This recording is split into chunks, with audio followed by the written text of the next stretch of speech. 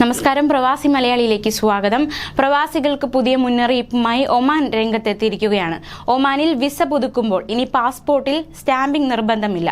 Royal Oman പോലീസാണ് ഇക്കാര്യം വ്യക്തമാക്കിയിരിക്കുന്നത്.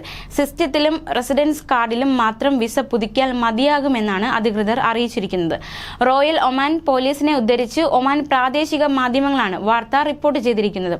കഴിഞ്ഞ ആഴ്ച മുതൽ വിസ പുതുക്കുന്നവർക്ക് പാസ്പോർട്ടിൽ വിസ സ്റ്റാമ്പിംഗ് ചെയ്യുന്നില്ല. ഇതുമായി ബന്ധപ്പെട്ട് രാജ്യത്തെ വിദേശികൾക്കിടയിൽ വലിയ തരത്തിലുള്ള സന്ദേശങ്ങൾ പ്രചരിച്ചിരുന്നു.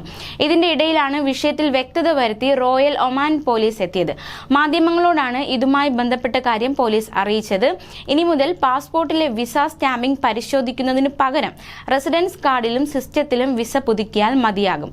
മലയാളികളടക്കമുള്ള താമസക്കാർ വിസ സ്റ്റാമ്പിംഗ് സംബന്ധിച്ച അന്വേഷണവുമായി രംഗത്തെത്തിയിരുന്നു. ഈ ഒരു പശ്ചാത്തലത്തിലാണ് വിശദീകരണവുമായി പോലീസ് എത്തിയത്. ഒമാനിലെ നിരവധി ഗവർണറേറ്റുകളിൽ ആഴ്ചകൾക്ക് മുമ്പ് തന്നെ ഈ നിയമം പ്രാബല്യത്തിൽ വന്നിരുന്നു.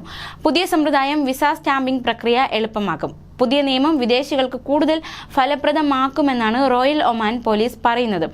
പുതുക്കുന്ന വിസ പാസ്പോർട്ടിൽ സ്റ്റാമ്പ് ചെയ്യുന്നത് നിർത്താനാണ് തീരുമാനം. ഇതുമൂലം യാത്ര ചെയ്യാനും താമസത്തിന്റെ തെളിവായും റെസിഡന്റ് കാർഡ് സമർപ്പിക്കാൻ സാധിക്കും. പോലീസ് ഉദ്യോഗസ്ഥൻ ഇതിൽ വ്യക്തത വരുത്തിയ കാര്യം പ്രാദേശിക മാധ്യമങ്ങളാണ് റിപ്പോർട്ട് ചെയ്യുന്നത്. ഒമാൻ ഭരണാധികാരി ഹൈതം ബിൻ താരിഖ് അൻ സയ്യിദ് നാളെ ഒമാനിലേക്ക് പോകും. എലിസബത്ത് രാജ്ഞിയുടെ മരണത്തിൽ അനുശോചനം രേഖപ്പെടുത്താനാണ് ഭരണാധികാരി പോകുന്നത്. നാളെ യാത്ര തിരിക്കുമെന്ന് ഒമാൻ ന്യൂസ് ഏജൻസിയുടെ വാർത്താക്കുറിപ്പിൽ പറയുന്നു. UK-യിലെത്തുന്ന ഭരണാധികാരി ചാൾസ് മൂന്നാമൻ രാജാവിനെ സന്ദർശിക്കുമെന്ന് ഒമാൻ ന്യൂസ് ഏജൻസി പുറത്തിറക്കിയ വാർത്താക്കുറിപ്പിൽ പറയുന്നു.